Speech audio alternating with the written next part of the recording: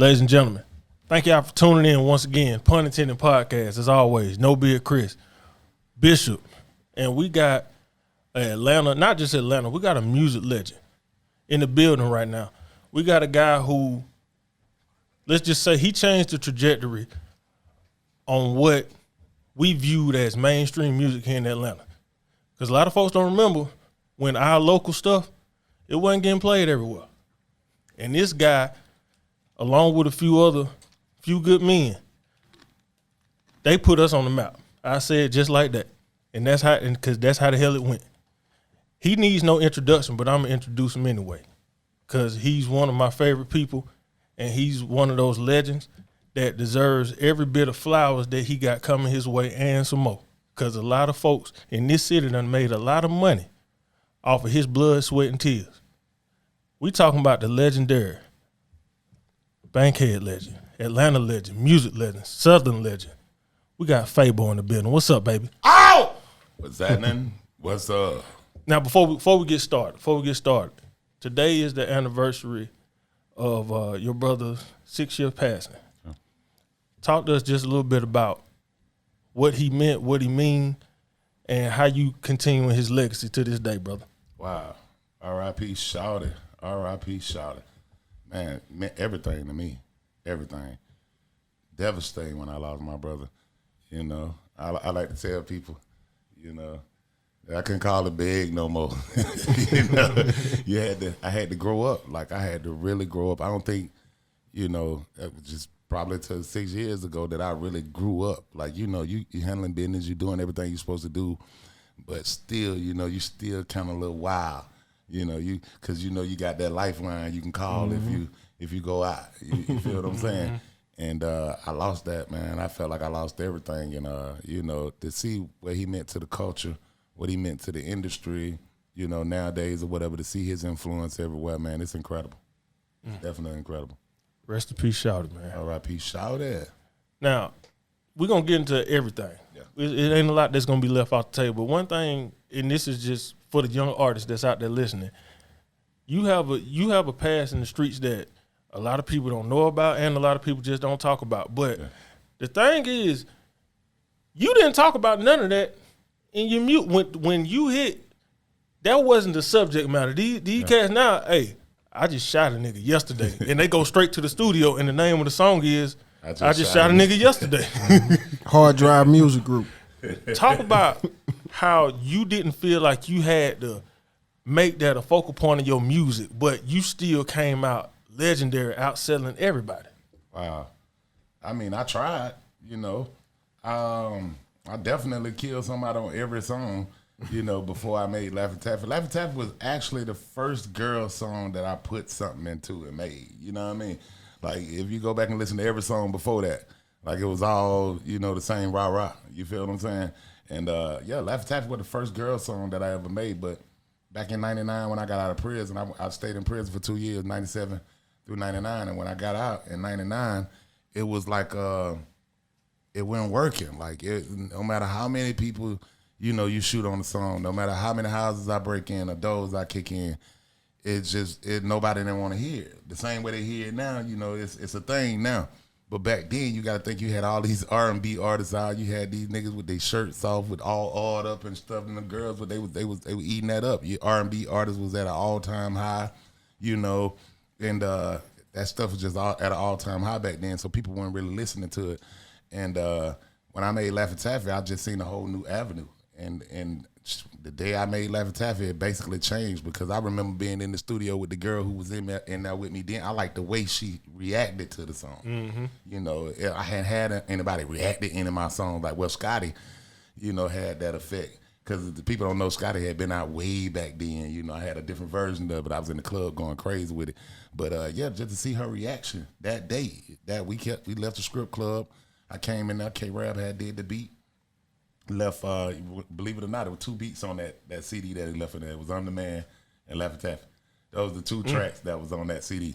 And I recorded that song and just her reaction. And I wanted that again, like you want it all the time. Like, you know, that like the way she was dancing in the studio, the way she was looking at me, because I made the song, like she was just all over me that night. So, yeah. And that just changed the way I thought about music. So how did it feel like after, Laffy Taffy come out, you got the D4L movement, you done had all these eras of music, and you just watching all these people blow up, some of them blowing up, some of them falling off. Yeah. Some of them stealing your style, some of them saying they didn't take your style. Like, how did it feel when you finally describe walking into that label, getting that deal? Wow, I was one of the holdouts. like I was one of the holdouts. Like everybody was trying to sign the deal, and I was still one of the holdouts. So they a lot of people try to compare D4L to NWA.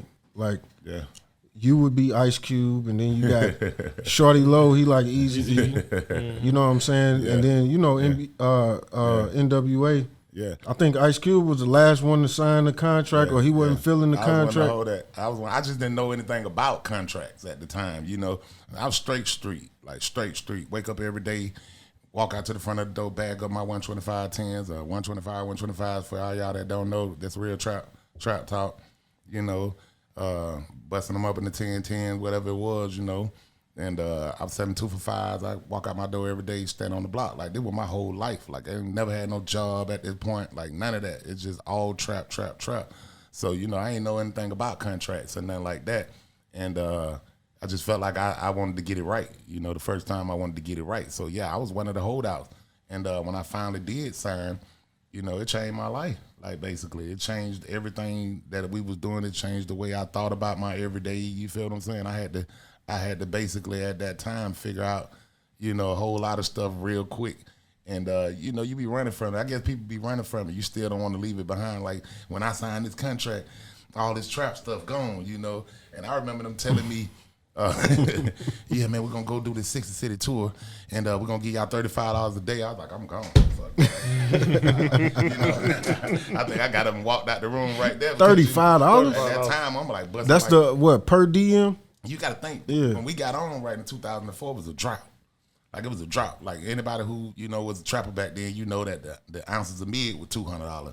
The ounces of gas, it was $600. So, at that time, it was like, nah. Not right now. Not on promo. Yeah. So y'all didn't need no damn promo. I was one of the holdouts. But, yeah, it basically changed my life, man. It was everything, And I've never thought that it was going to be the way it was, that it was going to grow into what it was, because we was already hot for like a year. So a lot of people think Laffy Taffy was the first song, but Laffy Taffy was the second song. Right. Because Mike Jones came in, I think he was trying to do something. Nah, Mike Jones just a figurehead. Like, he was just already on the same label that we was on. I don't even know him. Like, like, he was just in the video, and I guess they used him to, like, introduce us in the video. Because I know soon y'all was so hot, it was like, when it came that time, like right before y'all signed or after y'all signed, I started seeing Mike Jones' name in the mix. Yeah, like Mike y'all Jones, signed to him or whatever. Mike Jones and Paul Wall were signed to Asylum Records, right? And they was the first people who had sold 1 million records or something like that, whatever it was. Because Asylum is a small label within Warner Brothers. Yeah, but we was the first people to go #1. Okay, so have a solid hit for that label or whatever, and that took us in a whole nother stratosphere. And so, I think they upgraded our contract to Atlantic at that time or whatever. And Mike Jones then was already like the figurehead on the label. So I guess that's how you do. You take the other artists on the label to introduce to co-sign artists who you got coming. He was a cool dude though. But y'all didn't need no co-sign though. Nah. Low was already who shot the Low up. We didn't need no co-sign. But like Low looked like every other rapper. He looked like every other. You see what I'm saying? He already had the chains. He already had the jury. We was already on that. So, yeah. Now, I'm from Decatur. Yeah. But Atlanta, same shit, man. And not according to what's her name? Yeah, same. Whatever, nigga. You was around. And at this time, this was that time where this shit was coming out and this shit was going #1. Yeah. And folks in other cities and regions that we ain't gonna name was like, that ain't hip hop. Yeah. You remember this? You remember this? That ain't it. What was y'all's reaction when folks was trying to downplay the historical making music that y'all were doing? At that time, like, man, I just think I remember going in every radio station. Y'all #1. I thought they were just kissing up the or whatever. You know, you going in every radio station, everybody like, you number one, y'all number one right now. We didn't even know what that meant. Like, we weren't watching no billboards. I didn't even know what the Hot 100 was at the time. Like, I'm doing 20 shows a week and didn't even know what the billboards was. Like, you feel what I'm saying? Like, it was straight street. Everything was street. Like, my everyday actions still was street. And so I didn't even know what the billboards was. We was on this big tour, and I still didn't even, you know, so they was alerting us to, you know, what the billboards was. So that's when we started kind of watching. But I remember, you know, going into one radio station. I think it was the girl who ended up getting the BET job, and what her name, Roxy. And she said, she said something like that to me, and it was just one of them days or whatever. I remember her saying, you know, I ain't like this song at first, and then, you know, and it kind of grew on me, and she caught me on the wrong day. You cussed her ass out? Yeah, well, she caught a little bit of it that day. And I remember she was still salty with me too, because she didn't think I was gonna last.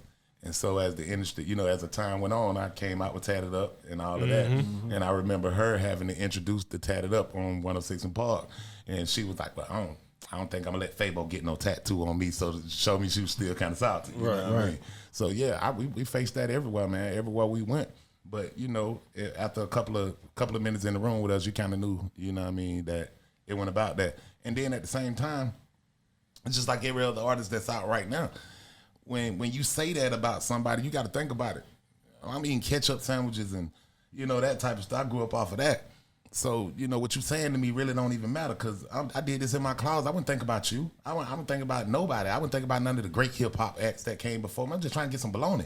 Like, you know, stop eating ketchup. Like, you know, did you come think about me? When you had your hit song, did you walk through the hood for real, and try to help a nigga like me understand? No, they didn't. So when you say that, you got to think about what you did. And then another thing, when I hear older artists say, he need to do this, he need to do that. We used to do it like this. Did you write a book?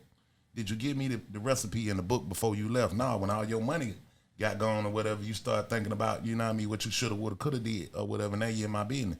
You feel me? So that's kind of how I felt about, you know, the old artists at the time saying something too. Because the niggas on stage imitating us and everything. You know, I ain't going to call no name. But, you know, prominent artists were saying, what is this? You know, what is that? You know, who is you? I don't know you. So how did you feel like about you trying to get established as an artist yourself, but your song's so hot that you got other artists redoing your song? Yeah. How did that make you feel? Did that make you feel good? Like, okay, I done made it, or it's like I still got work to do? Like, how did that make you feel? Man, and give me your top 3 remixes to your songs too. After that, I don't know. I mean, when I could say just one feature that I appreciated, because when we was trying to come out, I see everybody doing the dance. Everybody knew we was coming in the streets. So that's the thing. See, that's why all these people had a head start on us, because Shawty Lo was locked up. And so we had the bitch can't do it like me. I'm in jail, Shawty Lo in jail, Lil Mark in jail, like all us in jail. So about 6 months go by, we waiting on people to get out of jail. This, that, another, and then another year had to go by before Shawty Lo got out of jail.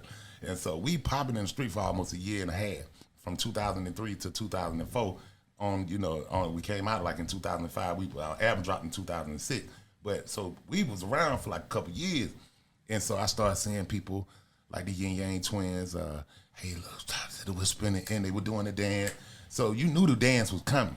Right. And you had people like Franchise, they dropped the whole song to it. You know what I mean? They was like, lean with it, rock with it. And we looking up at the TV or whatever, and I'm like, wow, you know what I mean? I'm seeing this happen. Like, boom. So you had cats like Jeezy who knew, you know, the root of the situation, and he came. He was like, well, I need y'all to come to my video shoot. Low had just got out, and he did the boom, boom, clap. And that was basically to the dance. Oh, boom, and boom, then what? Boom, With boom, Manny Fresh. Because the song, I didn't know that. The dance was so hot in the street that everybody was trying to make a song to the dance.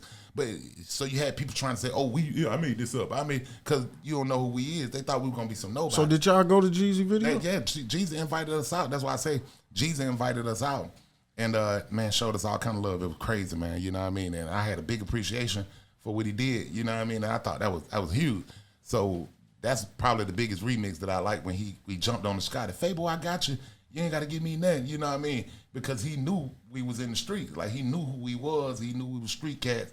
And he knew we was out here, and everybody was trying to, you know, run off with our style or whatever. And he kind of solidified that, you know, when he jumped on the Scotty or whatever. You know, Scotty ain't never had no video. It was just I was just performing it. I was just, you know, I was in the street, like for real, you know. So when he come to clubs and stuff, he'll see me on stage, you know, I'm out there. And I think that's the #1 remix. I won't even, you know, name no more or whatever. But no, Jeezy still performing every night. He still that might be the 5th song he might do. Yeah. Like that's in his top 5 when he on stage. Like he do that. He represent for D4L, Fabo, and Bankroll Fresh. Yeah. He keeping that sound alive. Good dude. So that was like the #1 remix that I seen come. But yeah, man, I ain't really know nothing about it like that, man. I felt like I was appreciating everything at that time or whatever. I think when you first coming in the game or whatever, when you first get some type of recognition, it's just all about appreciation. Like I appreciated everything. Like I'm like, wow, this happening. Wow, that's happening. You know, it was more of that feeling or whatever rather than anger or something like that. You know, so yeah. Now you've been around us for a while, and so you know we got a wide range of independent artists following, right? Yeah. And we kind of just went straight to the D4L, but let's for 1 second let's get to the grind, because I think a lot of niggas when they see you, they see you, and it's like, man, that nigga didn't have to do shit to get here.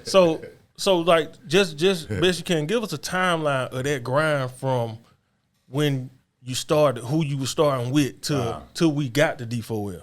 Well, when I first started out, I got out of prison in '99, and I just started going to the pool palace. Like, you know, pool palace on Hollywood Road at the time, you know, and I stayed in Perry Home, you know, at the time. So we used to walk like a mile to the pool palace, like, you know what I mean? I had no car. So I just got out, I had no car. I had this big old girl from New York with blonde hair, and we'd walk all the way up to, you know, the pool palace. And we'll go up there and get them $5 draft bills and the blue motherfucker. You get the whole picture of the blue motherfucker, you know what I mean? And we just in there wilding out. And, you know, I freestyling, doing all of that then. The pool palace closed down. I go back to jail, and I get out again, and end up in Bankhead, because when I got out, Perry Home tore down. You know what I'm saying? And so I end up back in Bankhead or whatever. And I get to Bankhead, the pool palace opened up on Bankhead. You feel what I'm saying? And, you know, I start going up there, and I'm battling people from Bourne Home, you know, people from, you know, Hollywood Coat, people from all these different hoods. Who was the DJ? I'm battling T-Rock. DJ T-Rock was the DJ at the time. Shout out to T-Rock, Rock Harder. I'm battling these dudes. Like, boom. And you got to think that I already had like a semi-deal. So when I first got out, I ended up with Raheem the Dream and a little semi-deal with me and Dro or whatever. You see what I'm saying? So when that broke down or whatever, I ended up back on the block. So I'm back on the block. Like, you know, the stuff didn't work out. Raheem, go back to the trap. You know what I mean? I'm back in the trap. So, you know, everybody on the block started seeing me again. And I started battling against the D4L niggas. Like, it didn't low. He got 100 niggas to throw at you every week. But it's like, they deep. Like, you got to listen. They walk in the club, these dudes already got the whole VIP over here. You talking about Shorty Low? Yeah, Shorty Low. But he wasn't rapping at the time. Nah, he wasn't rapping in then. Like, Shorty wasn't no rapper at the time. Like, he was just who he was, you know. And it was like 2-3 sets of them, you know what I mean? Because they'll come up there 2 at a time, 1 at a time, boom, boom, boom. And you had K-Rab and the Baker Road clique, and, you know, Ben Hill clique, and then you had Baker Road clique. You had people like Sierra and all of them, everybody coming through there at the time, you know what I mean, trying to win this talent show. But I'm dominating. Like, it wasn't no competition. You whooping ass. I had this song called Oh. If you're down on your luck, say oh. Oh, if you're smoking on your only new pole or your last bag of dro, you're the one I want to hear say it. I have church. So I'm up there having church. You see what I'm saying? K-Rab get up there. He's singing country western songs. Anything. K-Rab was like this. He was like something different. Like, you know, K-Rab was different. He always had the different stuff. And, you know, Shawty Low I ended up going up there to Bourne Home, hollering at Shawty Low one day. And Low was like, man, look, man, you need to go down there and holler at Moot B at the car wash. And, you know, boom, boom. I went down there at Moot B to the car wash. I started recording. We did a whole album in a couple of days. So he had the car wash, the studio and the car wash. The car wash was down the street from Crucial. Like that next building over from Crucial. Right. Used to be a car wash on the left side of Crucial. And I moved in. Like, I'm down there posted up. So that was Shorty Low car wash? Nah, basically Moot B spot. But, you know, I don't know how it worked. I ain't know nothing about their business back then. Or whatever, but Shawty Low, he started hearing the music. We had a song called Ride Roll, put the first little CD out, you know what I mean? And he was like, man, I'm finna build a studio. I'm finna make this for real. We gonna do something about it, because he seen the potential and he built the studio. You know what I mean? And then we moved up the street, to the D4L studio. And so it happened like that. That's how it happened. How long did it take them to put the studio together? I mean, shit, few months. The whole process, building the booth, getting equipment, putting it all in or whatever, and the whole time, I'm there, but we gonna do this, we gonna do that. Nigga tell you that all the time. You feel what I'm saying? Yeah. And I'm still going to the pool pad. I'm still winning talent shows. I'm still in the streets. I'm still, doing whatever I do, whatever. And I ended up going over there with pimping from the franchise boy. So a lot of people think, that we just beefing or something like that. Ain't never been no beef. Everybody kind of came up. All of my homeboy or whatever. So me and the Great Yola take me over there to Allen Temple, and he took me to Pimpin' House over in Allen Temple. I go to Allen Temple, and we make the money song. Dun, dun, dun, dun, dun, dun, dun, dun, dun. It's a money song called I forgot how it go, but we made that song. So this song take off in the palace, and I got another song in the palace called Welcome to the Palace that take off in the palace. Boom. And so at this time, the studio together and all of that, it come together. Boom, boom, boom. So the songs start coming out or whatever. I was working on OJ first little project over there. OJ was taking me back and forth to the Libra, so I made a Libra version. Talking about OJ the Jew Man. Yeah. I made a Libra version of the Welcome to the Palace song. Yeah. Welcome to the Libra, where it goes down. So anybody who went to the Libra, they'll hear that every week. Every weekend, gon' do it. So this song busting. And so at that time, we watch, I think, was it the White Tee. They come back with White Tee. I didn't even know they was a group. You feel what I'm saying? And so they make the White Tee. They take me on the road with them. That's franchise boy. Yeah, this franchise boy. They take me on the road with them a few times. I remember Jay used to be on the road with us. That's on the Big Fat Podcast. Wow, Baby Jay. Shout out to Baby Jay, Jay man. was on the road. Shout out to Jay. Jay cool is there. She was on the road with us or whatever. Her and Big Juice. You remember Juice? R.I.P. Juice. BMF magazine. Yeah. So Juice is on the road. Yeah. And I'm just they hype, man. I'm just doing whatever I can do. I'm just trying to fit in, see what's going on or whatever. And when they took off, I felt some type of way because they didn't take me with them. You know what I'm saying? And I ain't know the business. But you had to dance though. Yeah. I was the only person that was dancing at the time. Whatever. That was my skilo. That was my swag. And when they took off, I just felt like, man, love me or whatever and take me with you. And so I started voicing my opinion. You feel me? Because I ain't know the business. On today's episode of Grievances. I'm mad at everybody. Like, they ran all on me, man. Boom, boom, boom, boom. But I hear this dude on TV one day when they on Rap City, and the dude asked him, well, who came up with the dance or whatever? And I'm remembering when we doing the dance or whatever, somebody with a situation where niggas pull out tools and shoot at us. I take off. Well, he shooting at me because I got my $35 in my pocket. Nigga pull up and y'all get up. And I look at the nigga take off. Boom, boom, boom, boom. He let off at me. You know what I mean? I jump a wall and everything. He hit me. I let him jump a wall, but he robbed everybody else who's standing there. You know what I'm saying? Because they stood there. I took off. So Shot Low was in the car next to yeah, I was like, we were going to Daytona. I couldn't give him my $35. I just couldn't do it. Y'all was on the chilling circuit. Yeah, we was on the chilling circuit. And I remember Shot Low was in the car. The reason why we were there was Shot Low, the Denali broke down. Like big Denali with the rims and everything. It broke down where we at. So we're trying to figure out, I think the tire was messed up and we were trying to get another tire. So Low had got out of this car, just so happened he had just got out of his car and got in that car. And where we was, it was like these big old cement things in the street, I guess where the people park in front of us. Load'em just ran all over them when the nigga pulled the gun out. Load'em, I just see the car go, they take all that way. And so that situation had happened. So when the dude asked him who made the dance up or whatever, I heard him say, I made the dance up.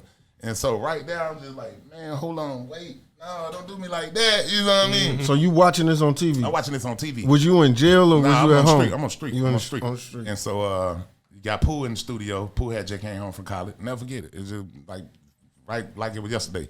Pooh had just came home from college and he making the beats on Fruit Loop. Like we didn't know what Fruit Loop was. And so he making the beats on Fruit Loop. And I'm gonna say, dun-dun-dun, dun-dun-dun. I'm like, hold on, play that again. He was like, hold on, let me put the bass in it. Boom, boom, boom. I go right in the booth. That movie, let's play it again. Dun-dun-dun, dun-dun. First thing I say, you fucking thieves. We D4 Will, like, you know what I mean? Like, so that our whole thing was born in that moment. When I seen these dudes doing that, I was like, they already had, you know, they was already out. And so when people say snap, they don't know what that TV do. You see some shit on TV, but that's everybody say snap music was this song or that song. The snap music, I felt like, was born right there. We already had a snap song in the club, which was "Gon' Do It For Me, Gon' Do It For Me." That was already in Club Bunky, so snap was already out. But you know, they had already had a song. They was gone, boom. Signed Jermaine Dupri, gone, boom. They was already out. So I felt like that was the first snap song. You see what I'm saying? I felt like this where snap was born at, right here, boom. Dun-dun-dun. Dun-dun-dun. Fucking thieves. That's the first snap song. You meant that shit. I meant it. Meant it with the bottom of my heart. You know, I know I right. No, because you done seen so many people play with your style. Yeah. And it's like, I'm this close. Yeah. Like, fuck that. I can't let that happen again. And it still didn't jump off at the time or whatever. We just set the rivalry off in the streets where everybody knew now. You know what I mean? Atlanta knew. Like, and Atlanta started looking at everybody like, oh, man, hold on, wait, that's they stuff? Or whatever, because boom, you see me out here dancing now, you see me doing it. Well, I think I went to John Bus South Day. R.I.P. Pee Wee, man, good dude. You know, he called us out there, Cotolo, come bring us out there. Boom, we go to John Bus South Day. I get on stage, and they got like one of the makeshift stages out there, and I just hear low in my ear like, go on up there and show them the dance, go on up there and show them the dance. Man, we get up there and the bitch can't do it like me. Come on, boom! I start doing the dance, boom, popping it back and forth. You had the glasses on? Whole crowd. Now the glasses hadn't came into play yet. You know, the glasses hadn't came into play yet. And I remember I had this little green outfit on. I had just bought from the Old National Flea Market, but I thought I looked good too, boy. It was up, you know. But I did. I went up there and did that. And so after this, I go to jail again. Boom. So I'm locked up, and so I'm on Rice Street. I'm on Rice Street for probably like a couple months or whatever. And the police started coming in there talking about, you Fabo? I'm like, yeah, I'm Fabo. Like, but they playing the hell out that song out there with all like, what song? Bitch can't do it like me. Bitch can't do it like me. You know, they been there, and the police would come by the door every day like, they him right there. So I knew the song was blowing up like that or whatever. So I get out or whatever, song blew up or whatever. But we still ain't on yet. Like, we still can't catch that break. Like, that's because y'all was too street, bro. Niggas street, probably like, was scared to fuck with y'all. You know Jermaine Dupri ain't fucking with y'all like that, bro. Y'all niggas some gangsters. See, Jermaine had a marketing plan, man, and I commend him for, you know, going after like that. You know, I know how the industry work now. You capitalize on, you know, whatever going on or whatever and make it a movie.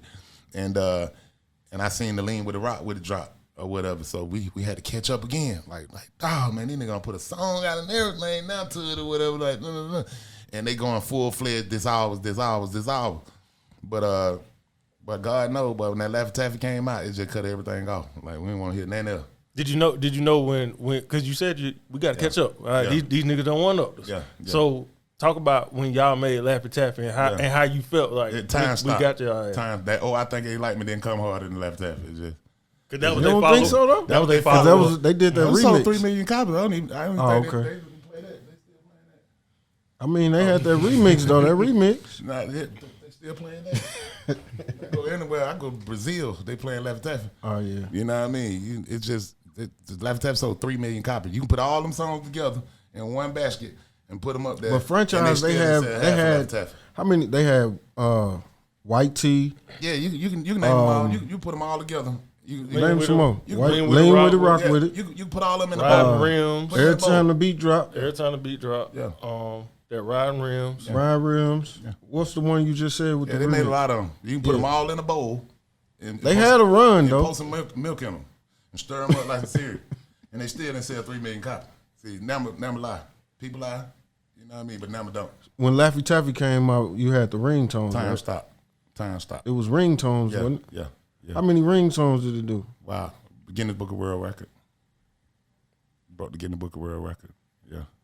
Did Soulja Boy catch it? Or just still? It's in the Guinness Book of World Record. Yeah, because that shit was crazy. Soulja Boy came like 2 or 3 years later. Yep. Yeah.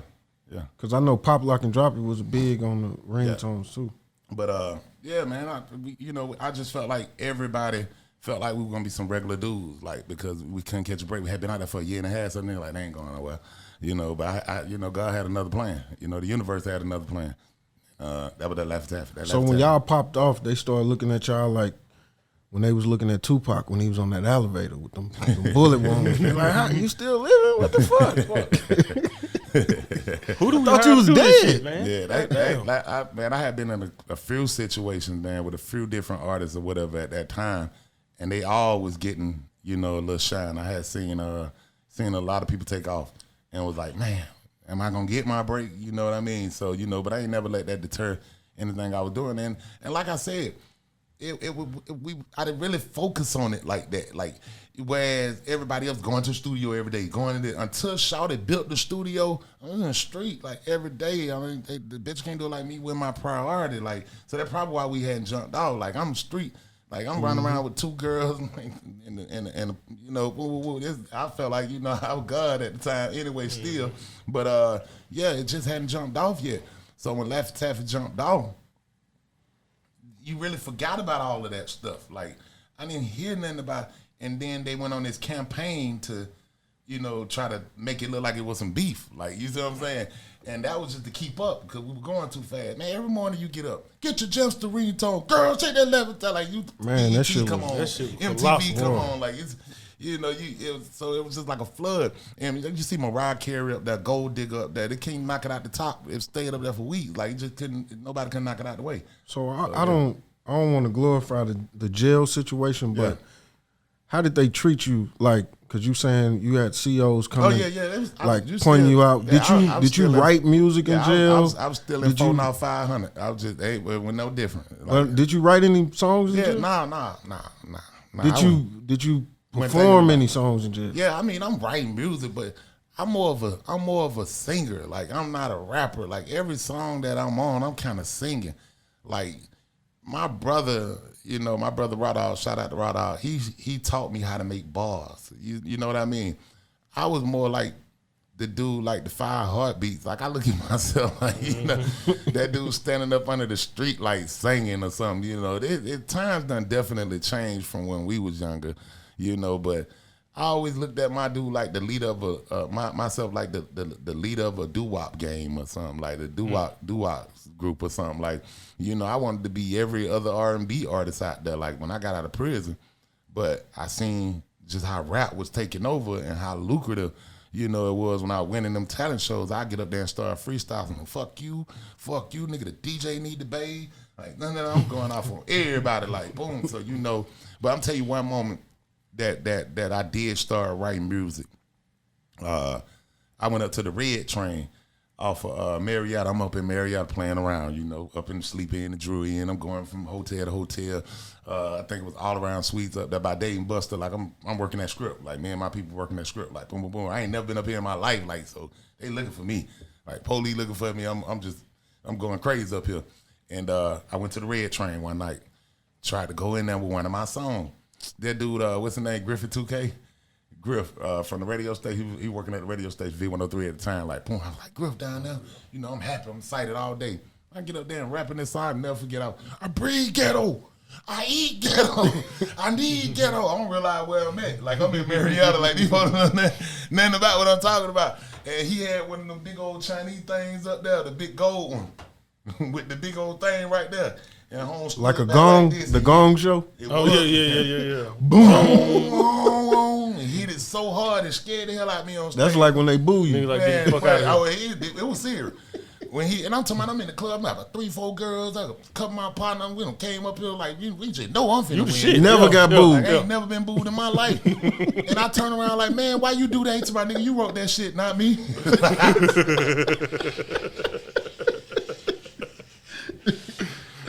And I think the nigga right to this day, because that changed my life. Like, that's when I started writing. So you was freestyling? I was freestyling up until then. I was freestyling on every track, every song you heard before that. I was freestyling. I hadn't sat down and wrote. So you, Scotty, you wrote Scotty? Freestyle Scotty. Freestyle. My homeboy got killed the night before. I got up in that morning, went right in the studio. I was just on 10 and down the pill like this. But and it came if you out. listen to Scotty, it's really like a It's like if you're trying to get off of that shit. Yeah. Like you hear me say, I can't help me. I can't sleep. In the song, I can't like eat. 75 times. It's like people look at it like you glorifying it But at the same time, it's like this. Look, I'm fucked up. You know what I'm saying? I'm trying to. At that time, I was in a bad place. Yeah, definitely. But it's a testimony though. Yeah, at that time, I was in a real bad place. Like and like I said, when you dealing with the streets, you black. You're in the hood. Them therapy, no dad is all my uncle dead. Ain't no father figure. I'm the oldest on all sides, so can't nobody tell me that. You see what I'm saying? And that was basically me letting people know, I'm going through a thing or what I'm geeked up. I can't see all the walls keep looking at me. I'm in the studio every day, just you come to the front of the studio. I'm going from here to the pick and pay. Like, what's up, Fabo? What's up? They record that pad by. What's up, Fabo? What's up? Like, but you knew that shit was gonna be a hit though, didn't you? No. I had a slower version of it that everybody had in the hood. On another beat? Yeah. I'm geeked up. What you hear at the end? I can't make it on my own. Oh, that was another song. Like, that was a slower version, and when my homeboy passed away, I turned that into like a fast song off the beat that I was doing that morning. It was aggressive. Yeah, right. Yeah, and I redid it. And believe it or not, before I redid it again, the version that we all know now, everybody was mad at me because they had been hearing it for so long. That one way, and I just letting the hook run. Gotta see my doctor, Scott is calling me, Scotty. But you ain't know that shit was a hit though? Nah, I wouldn't even, that's what I'm saying. We didn't think about a hit. Like, I'm just in the studio making music. Like, you see what I'm saying? I went, like, the way people look at hits nowadays, I didn't think like that. Like, I'm just making songs. Like, still do right to this day. Even the songs I wrote for other people, like, even the songs that, the other songs that I have that's platinum, that's not mine. You see what I'm saying? I never thought about it. I'm giving these people these songs because I'm just making them. This ain't for me, bro. It might be yours. Whatever. Boom, that song went platinum too. You see what I'm saying? So yeah. So you just kind of alluded to it because like when you making history, a lot of times you're not looking at it like shit. I'm finna make history. You just doing it. In my life. And when you liberated. You kind of liberated the city in a sense because a lot of people don't remember when our music was just regional. Yeah. Like, nigga, this shit ain't getting outside of 285, but this shit hard as fuck. Yeah. And then on Punn Entended podcast, we do not glorify drug use. But now you look at 17, 20 years later, everybody rapping about pills, on geek and all that shit. I felt like my whole family was on, my family went through the crack era and the powder era and all of that. And I had to watch that stuff destroy my homes, my house. So I already knew when I came up that I ain't even want to have nothing to do with no drugs or whatever. But in our younger generation, you see what I'm saying, they came with the pills. You feel what I'm saying? And by me being in the streets or whatever, I got caught up in all that hype. You feel what I'm saying? And I wasn't glorifying it at the time. It was just a part of my life. You feel me?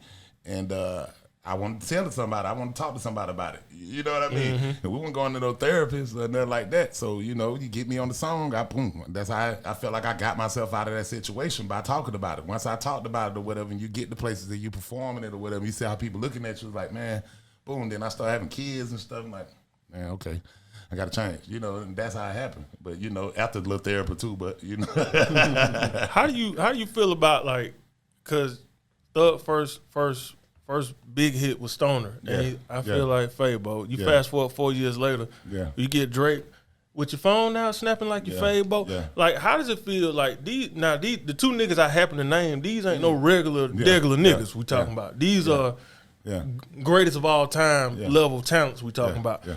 How do you feel when what you did at a certain time is still being appreciated by the young greats? It's powerful, bro. Powerful. I'm appreciative. Like, I wake up every day and just like, wow, you're blessed. Like, it's a blessing. You feel me? I remember when I'm in Japan, the first time I heard the I Feel Like Fabo song. And I've been over here a few times or whatever, but this time I'm over here hanging, kicking it, boom, boom, boom. And I ain't want to come home and stuff. When I heard this song or whatever, I was like, man, maybe I need to go home. Maybe, And I think Stoner went platinum or double platinum. Yeah, if you look back at, you can see that gap in between that time too, and that's when I kind of came back, and because I felt like, I was doing a disservice, to the younger rappers that was out there, whatever. I really wasn't dropping any music at the time. I'm touring and doing all kind of stuff. So if you look back, I came back. I hit up Swamp Izzo, shout out to Swamp Izzo, and I was like, I want to do a project or whatever. Swamp Izzo like, let's go, big homie. That's what you call me, big homie. Let's go, big homie. You know what I mean? And we put together the first project, which was I had the Candyman, I put together a couple of projects or whatever, Geek Tales. I had the Geek Tales, and I came back with the Geek Tales. And if you go back and listen to that CD, I had all of them songs already. Like I'm never not recorded. So I had all them songs together, and Swamp was like, man, you need to put this out. You need to put this out. And so that's when, if you go back and look at the gap, but that's when I started back doing music.